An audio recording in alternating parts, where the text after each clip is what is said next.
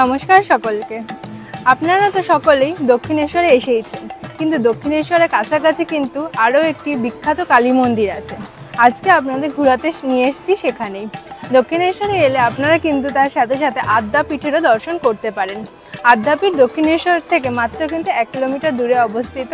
আজকে আমরা এই পুরো মন্দিরটা আপনাদের ঘুরিয়ে দেখাবো, এখানকার ইতিহাস কী রয়েছে এবং নানান অলৌকিক কাহিনী জুড়ে রয়েছে সেগুলো কিন্তু আপনাদের জানাবো। সুতরাং ভিডিওটা কিন্তু শেষ পর্যন্ত দেখবেন।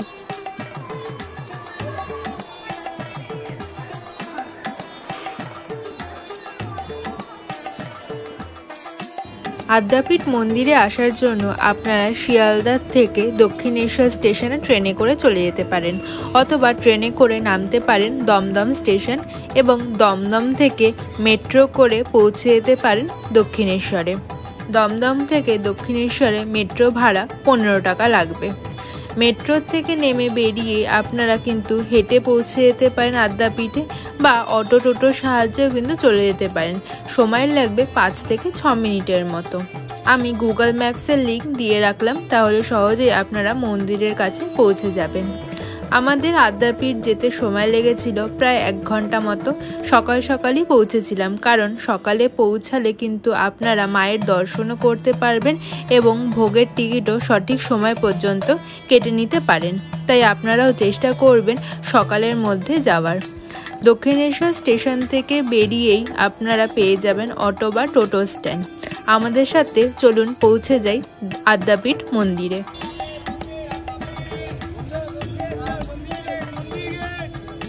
অটোতে আপনাদের খরচা হবে 10 টাকা মাথা পিছু। চলুন অটোতে যেতে যেতে জেনে নিই আদ্যাপীঠের কিছু ইতিহাস। আদ্যাপীঠ মন্দিরটি প্রায় 27 বিঘা জমি জুড়ে অবস্থান করছেন। এখানকার প্রতিষ্ঠাতা হলেন শ্রী অন্নদা ঠাকুর, যিনি শ্রী রামকৃষ্ণ পরমহংসদেবের শিষ্য ছিলেন। দক্ষিণেশ্বর স্টেশনে নেমে আমরা একটা অটো ঠিক করে নিয়েছিলাম এবং সেই অটো করে আমরা এখন নেমে গেছি আদ্যাপীঠ মন্দির একদম সামনে। আপনারা একদম দেখতে পাচ্ছেন, এখন এটা হচ্ছে আদ্যাপীঠ মন্দিরের একদম সামনেরটা। এরপর এখান থেকে আমরা ধীরে ধীরে মন্দিরের ভেতরে ঢুকে যাব। আদ্যাপীঠ মন্দির মূলত 1915 সালে অন্নদাচরণ ভট্টাচার্যের অনুগামীদের দ্বারা প্রতিষ্ঠিত হয়েছিল। তবে বর্তমানে আপনারা এখন যে মন্দিরটি দেখতে পাচ্ছেন সেটি নির্মিত হয় 1967 সালে। মন্দিরের চারিদিকে ভীষণই স্নিগ্ধ পরিবেশ, গাছপালা এবং পেছনে একটি জলাশয়ও রয়েছে দেখলাম। চলুন ধীরে ধীরে এবার ঢুকে যাই মন্দিরের ভেতরে মায়ের দর্শন করার জন্য। শ্রী শ্রী অন্নদা ঠাকুর বিশ্ববাসীকে ভ্রাতৃত্বের বন্ধনে একত্রিত করতে চেয়েছিলেন। তাই সকল ধর্মের প্রতি শ্রদ্ধা জানাতেই ধর্মে ধর্মে বিভেদ দূর করতে মন্দিরের চূড়ায় তিনি বসিয়ে গেছেন সকল ধর্মের প্রতীক। হিন্দু ধর্মের ত্রিশূল, মুসলিম ধর্মের চাত্তারা, খ্রিস্টান ধর্মের ক্রুশ এবং বৌদ্ধ ধর্মের হাতপাখা সবকটি আপনারা দেখতে পারবেন মন্দিরের চূড়াতে। এছাড়া মন্দিরের গর্ভগৃহে রয়েছেন গুরু, কালী এবং হরির এক অন্যরকম সমন্বয়। আপনারা দর্শন করতে পারবেন একই মন্দিরে যথাক্রমে রাধাকৃষ্ণ, আদ্যা মা এবং রামকৃষ্ণ দেবের বিগ্রহ। এখানে মায়ের রূপও অনন্য এবং সেটি নিয়েও আছে একটি অলৌকিক ঘটনা। শ্রী রামকৃষ্ণ পরমহংসদেব স্বপ্নে অন্নদা ঠাকুরকে নির্দেশ দেন কলকাতার ইডেন গার্ডেন্সের জলাশয় থেকে আদ্যা মাকে তুলে আনতে। সেই হিসাবে অন্নদা ঠাকুর মায়ের কোষ্ঠীপাথরের বিগ্রহ উদ্ধার করে নিয়ে আসেন, কিন্তু পরবর্তীকালে মা স্বপ্নাদেশ দেন যে তাকে গঙ্গার জলে ভাসিয়ে দিতে। তখন অন্নদা ঠাকুর মায়ের একটি ছবি তুলে রাখেন, যেটা দিয়ে পরবর্তীকালে মায়ের বিগ্রহ তৈরি হয়। মন্দিরে আসার পর আপনারা প্রথমে যে কাজটা করবেন, এখান থেকে কিন্তু ভোগের কুপনটা কেটে নেবেন। দুপুর 12টা অবধি ভোগের কুপন দেওয়া হয়। এখন কিন্তু দাম 60 টাকা। আদ্যাপীঠের ভোগেও রয়েছে এক বিশেষ বৈশিষ্ট্য। দেবী আদ্যার জন্য 22.5 সের চাল রান্না হয়, রাধাকৃষ্ণের জন্য 32.5 সের এবং রামকৃষ্ণদেবের জন্য রান্না করা হয় 12.5 সেরের ভোগ। সেই ভোগ পঞ্চব্যঞ্জনে নিবেদন করা হয়। এছাড়াও থাকে দুধের পরমান্ন ভোগ, যা মায়ের সামনে নিবেদন করা হয়। এই সমস্ত ভোগের একটি অংশ প্রত্যেক দিন 300 থেকে 400 জন দিন দুঃখীদের মধ্যে বন্টন করা হয়। এছাড়া রাতে শয়ন আরতির আগে নিবেদন করা হয় ঘি এবং উৎকৃষ্ট চাল দিয়ে তৈরি অমৃতভোগ। আদ্যাপীঠ মন্দির কিন্তু সারাদিনে 3 বার খোলা হয়। ভোর 4:30 থেকে 5টা, তারপরে দিনের বেলায় 10:30 থেকে 11টা, আবার সন্ধেবেলায় 7টা থেকে 7:30। সন্ধেবেলায় কিন্তু এখানে খুব সুন্দর সন্ধ্যা আরতিও হয়, আপনারা চাইলে কিন্তু সেটাও দেখতে পারেন। আমরা সকালবেলা এসেছিলাম এবং সকালে 10:30 থেকে 11টার সময় মায়ের যে দর্শন হয় সেটা করে নিয়েছিলাম। এরপর কিন্তু 11টার সময় মন্দির বন্ধ হয়ে গেছে। যেহেতু মন্দিরের ভেতরে ছবি তোলা নিষিদ্ধ, তাই মায়ের আমরা বিগ্রহ আপনাদের দর্শন করাতে পারলাম না। এরপর আমরা আদ্যাপীঠে আরও সাথে যে ছোট ছোট মন্দিরগুলো রয়েছে সেগুলো আপনাদের ঘুরে দেখাবো। তো চলুন শুরু করা যাক। আদ্যা মায়ের মূল মন্দির বন্ধ হয়ে গেলেও কিন্তু আপনারা পাশে আরেকটি ছোট মন্দিরে মায়ের পুজো দিতে পারেন, যেখানে মায়ের আলেখ্য পুজো হয়। তাই আপনারা যদি সঠিক সময়ের মধ্যে পৌঁছাতেও না পারেন তাতেও কোনো সমস্যা নেই, আপনারা ডালা কিনে এনে সেখানেও মায়ের পুজোটা দিতে পারবেন। আমরা এবার ধীরে ধীরে আদ্যা মায়ের মন্দিরের পাশে যে ছোট ছোট মন্দিরগুলো আছে সেখানেও ঢুকে দেখব। এখানে মহাদেবের বিভিন্ন অবতারের শিবলিঙ্গ কিন্তু রাখা রয়েছে, আপনারাও কিন্তু একবার দর্শন করতে ভুলবেন না।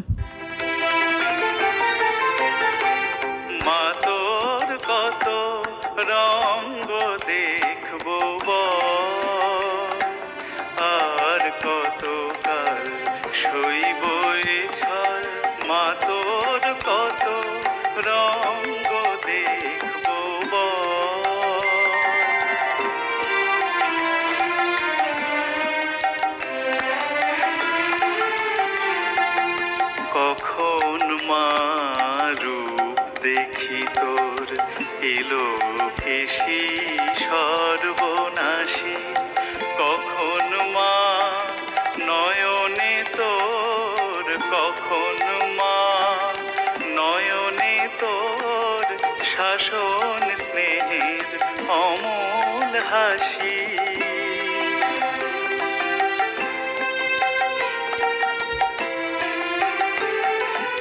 আর কতকাল সইব এ ঝড়। ওইদিকে সমস্ত শিব মন্দিরগুলো দর্শন করে এসে আমরা চলে আসলাম মন্দিরের পিছনের দিকে অন্যান্য মন্দিরগুলো রয়েছে সেখানে দর্শন করতে।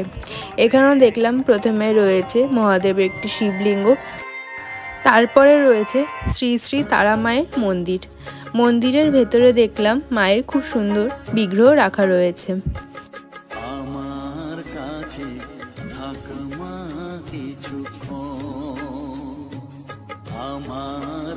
এরপর আমরা এগিয়ে যাব।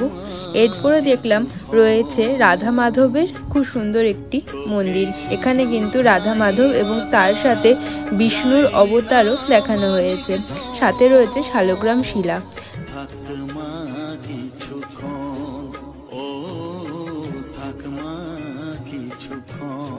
ত্রম্বকেশ্বর মহাদেবকে দেখে আমরা এগিয়ে গেলাম এবং দেখলাম আদ্যা মায়ের মন্দিরে এসেও দর্শন পেয়ে গেছি জগন্নাথ দেবের। জগন্নাথ দেবের খুব সুন্দর বিগ্রহ রাখা রয়েছে, তার সাথে রয়েছেন সুভদ্রা দেবী এবং বলভদ্র। প্রণাম করে আমরা এবার এগিয়ে গেলাম। তারপরে রয়েছেন কাশীনাথ মহাদেব এবং তারপরে রয়েছেন শ্রী শ্রী দুর্গা মাতার মন্দির। মা দুর্গা দর্শন করতে পেরে তো মনটা একদম ভরে গেল। তারপরে অনেকগুলি মন্দির রয়েছে, আমাদের সাথে ধীরে ধীরে দেখতে থাকুন।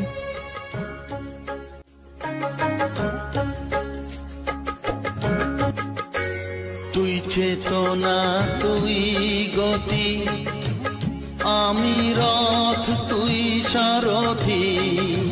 তুই চেতনা তুই গতি, আমি রথ তুই সারথি। তোকে ছাড়া বুঝি না মা,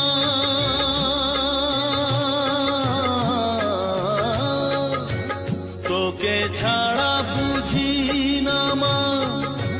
তাই দিয়েছি মন, থাক মা কিছুক্ষণ, ও থাক মা কিছুক্ষণ আমার কাছে, থাক মা কিছুক্ষণ।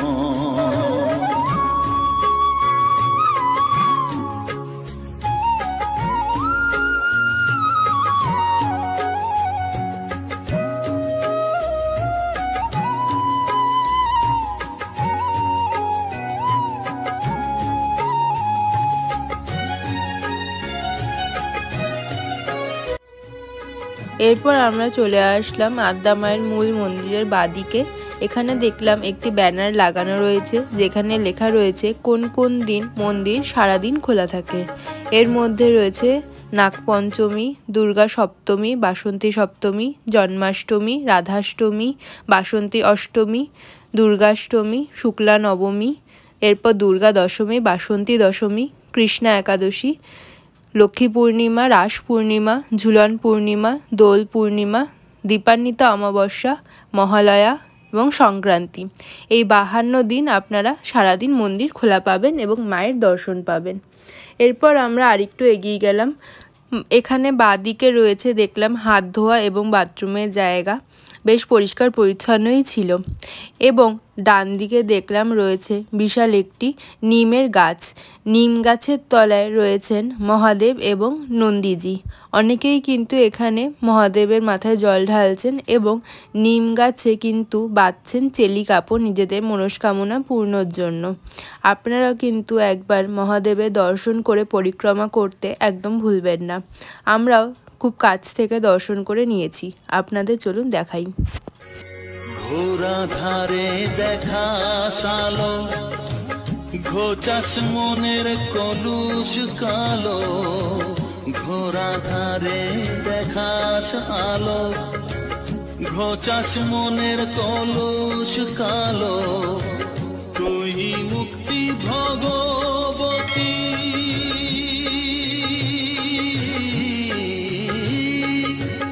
তুই মুক্তি ভগবতী, তুই জাগর থাকমা কিছুক্ষণ, ও থাকমা কিছুক্ষণ আমার কাছে, থাকমা কিছুক্ষণ। মায়ের কাছে পুজো দেওয়ার জন্য কিন্তু বাইরে রয়েছে অসংখ্য ডালার দোকান, তো আপনারা সেখান থেকে নিজেদের পছন্দ মতো পুজোর ডালা কিনে আনতে পারেন। পুজোর ডালা কিনে এনে কিন্তু আপনাদেরকে এই যে এখানে কাউন্টার, এই কাউন্টারে জমা দিতে হবে, আপনাদেরকে একটা কুপন দিয়ে দেওয়া হবে। মায়ের পুজো দেওয়া যখন হয়ে যাবে আপনারা তখন এই কুপনটা দেখে আবার ডালাটা ফেরত নিয়ে নেবেন। তাহলে কিন্তু এইভাবে আপনারা মায়ের পুজো দেওয়া যে ডালার প্রসাদ সেটাও পেয়ে যাবেন।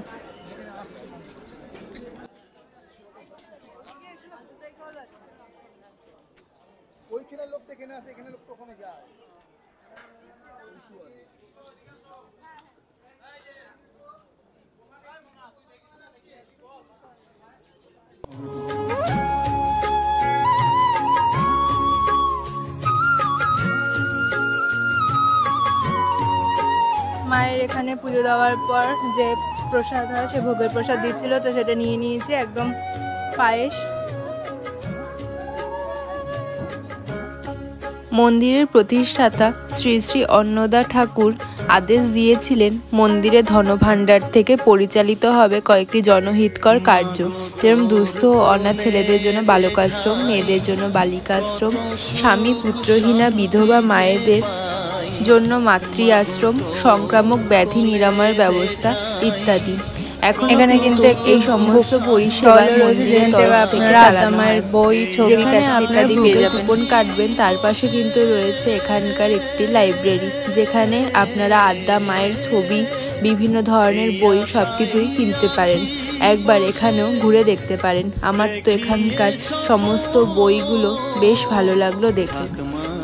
এরপর আপনারা চলে আসবেন যে নিম বৃক্ষটা দেখালাম তার পাশ দিয়ে মন্দিরের পেছনেই যুগল মন্দির দর্শন করার জন্য। যুগল মন্দিরে নিত্য রাধা মাধবের সেবা হয়। এই মন্দিরও কিন্তু দুপুরবেলায় বন্ধ হয়ে যায়, তাই চেষ্টা করবেন আদ্যা মায়ের দর্শন করার পর এখানে এসে রাধা মাধবের আগে দর্শন করে নিতে, তাহলে মন্দির বন্ধ হওয়ার আগেই কিন্তু আপনারা দর্শন পেয়ে যাবেন। চলুন ধীরে ধীরে ভেতরে ঢুকে আপনাদের রাধা মাধবের দর্শন করাই।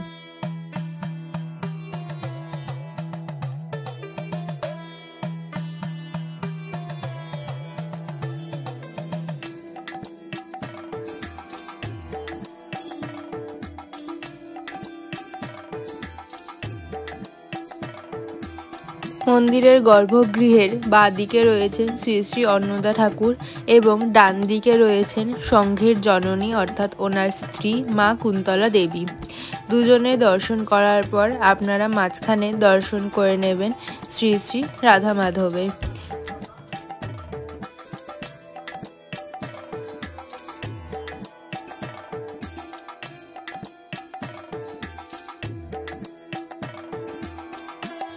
আমরা যেদিন গিয়েছিলাম দেখলাম এখানে অনেকগুলি বাচ্চার অন্নপ্রাশনের অনুষ্ঠান করা হচ্ছে।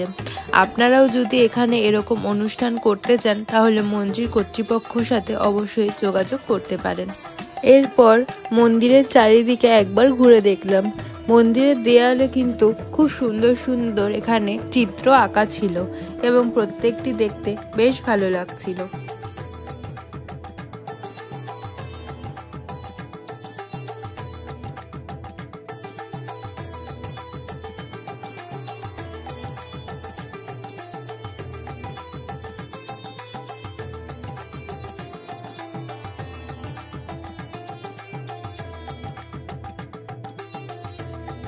আমরা এখান থেকে দর্শন করে বেরিয়ে চলে গেলাম প্রসাদ পাওয়ার জন্য।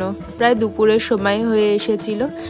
এখানে প্রসাদ দেওয়ার সময় হলো সকাল 11:45 থেকে দুপুর 1টা পর্যন্ত। তারপরেও যদি লোক থাকে হয়তো তারা দেন। আমরা সময়ের মধ্যে পৌঁছে গেছিলাম ভোগের ঘরের সামনে।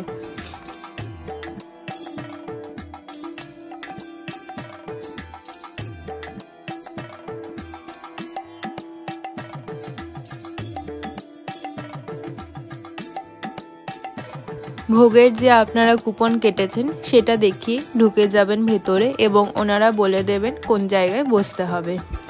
ভেতরে সমস্ত প্রসাদ সাজানো ছিল এবং দেখলাম অনেকেই কিন্তু বাড়ির থেকে টিফিন বক্স নিয়ে এসেছেন এবং সেই কুপন দেখিয়ে তারা টিফিন বক্সে প্রসাদ ভরে নিয়ে যাচ্ছেন। আপনারা কিন্তু যদি চান এরকম পার্সেল করে নিয়ে যেতে তাহলে নিজেদের টিফিন বক্স নিয়ে যেতে পারেন, ওনারা আপনাদের প্রসাদ পার্সেল করে দেবেন।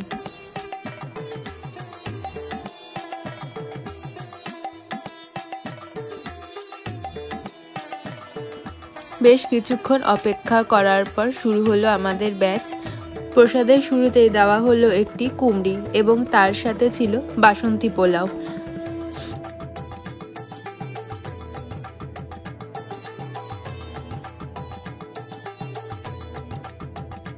বাসন্তী পোলাওর পর এলো সাদা অন্ন এবং তার সাথে ছিল একটি আলুর তরকারি। এরপরে প্রসাদে এখান থেকে দেওয়া হলো খিচুড়ি এবং তার সাথে ছিল পাঁচমিশালি সবজির তরকারি।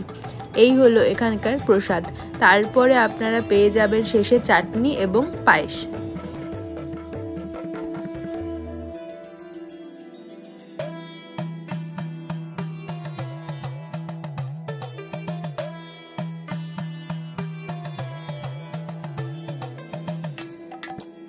প্রসাদ পেয়ে বেরিয়ে আমরা বেশ কিছুক্ষণ রেস্ট নিয়েছিলাম এবং কিনে নিয়েছিলাম আদ্যা মায়ের একটি বই, যার দাম মাত্র 5 টাকা।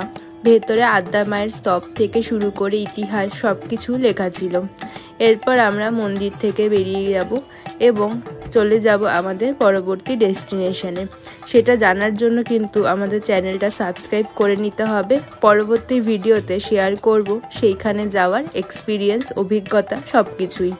আজকের ভিডিওটা কিন্তু এখানেই শেষ করছি। ভিডিওটা ভালো লাগলে একটি লাইক করে দেবেন এবং কমেন্টে আমাদের জানাবেন আপনারা আর কোন কোন জায়গা ঘুরে দেখতে চান।